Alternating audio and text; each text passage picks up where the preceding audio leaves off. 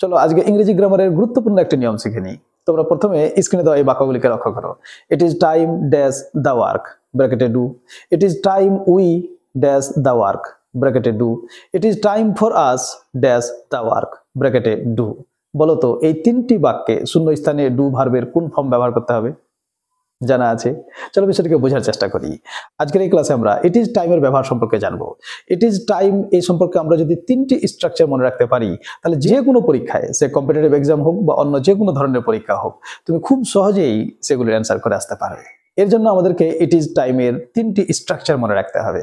প্রথম স্ট্রাকচার হচ্ছে it is time plus to plus verb one plus others, right? তাহলে এবারে প্রথম প্রশ্নটি লক্ষ্য করো। It is time dash the work ব্র্যাকেটে ডু ছিল, আর আমরা কি স্ট্রাকচার শিখলাম? It is time plus to plus verb one, right? তাহলে বাক্যটি কি হবে? It is time to do the work. বুঝা গেল? It is structure number one. আচ্ছা, এর বাংলা মানে কি? এর বাংলা মানে হচ্ছে কাজটি করার সময় হয়ে গেছে, কোনো কিছু করার সময় হয়ে গেছে, এই ধরনের অর্থ বোঝাতে it is time plus to plus verb one ব্যবহার করতে হয়। যেমন ঘুমানোর সময় হয়ে গেছে, it is time to sleep. যাওয়ার সময় হয়ে গেছে, it is time to leave.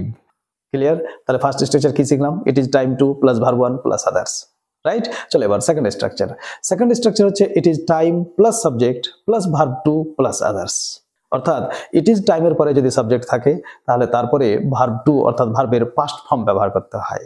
তাহলে আমাদের দ্বিতীয় বাক্য কি ছিল? ইট is time we dash the work. তাহলে এখানে ইট ইজ টাইমের পরে উই সাবজেক্ট চলে এসেছে, তাহলে আমাদেরকে তারপরে ভার্বের পাস্ট ফর্ম ব্যবহার করতে হবে। তাহলে ডু ভার্বের পাস্ট ফর্ম কি? ডিড। তাহলে বাক্যটি হতো ইট is time we did the work. আচ্ছা, এই ধরনের স্ট্রাকচার কোন ক্ষেত্রে ব্যবহার করতে হয়? আমাদের মনে রাখতে হবে, কোনো কাজ ইতিমধ্যে করে নেওয়া উচিত ছিল কিন্তু এখনো করা হয়নি, অলরেডি দেরি হয়ে গেছে, আর দেরি করা যাবে না, এই ধরনের অর্থ বোঝাতে it is time plus subject plus verb two ব্যবহার করতে হয়। তবে মনে রাখতে হবে, ইট ইজ টাইমকে আমরা আরো কয়েকভাবে বলতে পারি। It is time, it is high time, it is good time, it is opportune time, it is the best time, ইত্যাদি ইত্যাদি। সব ক্ষেত্রে একই স্ট্রাকচার মনে রাখতে হবে। এবারে 3 নম্বর স্ট্রাকচার। 3 নম্বর স্ট্রাকচার হচ্ছে it is time for plus noun pronoun plus to plus verb one plus others. তাহলে এবারে 3 নম্বর বাক্যটা লক্ষ্য করো। It is time for us dash the work. তাহলে এখানে লক্ষ্য করো, ফর আস, ফর এরপরে প্রোনাউন চলে এসেছে, তাহলে এই ক্ষেত্রে আমরা কি করব? টু প্লাস ভার্ব ওয়ান ব্যবহার করব।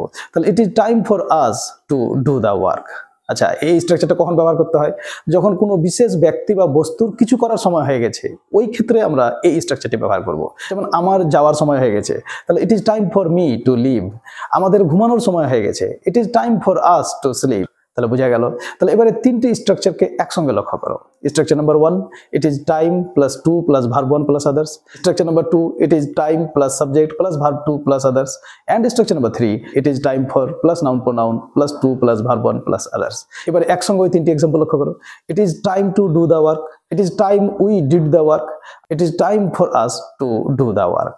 আই হোপ যে তোমরা যদি এই 3টি স্ট্রাকচার মনে রাখতে পারো, তাহলে ইট ইজ টাইম নিয়ে তোমাদের আর কখনো কোনো রকম সমস্যা হবে না। তবে মনে রাখতে হবে, it is time, it is high time, it is good time, it is opportune time, it is the best time. এই সব ক্ষেত্রে স্ট্রাকচার কিন্তু একই, স্ট্রাকচারের কোনো পরিবর্তন হবে না।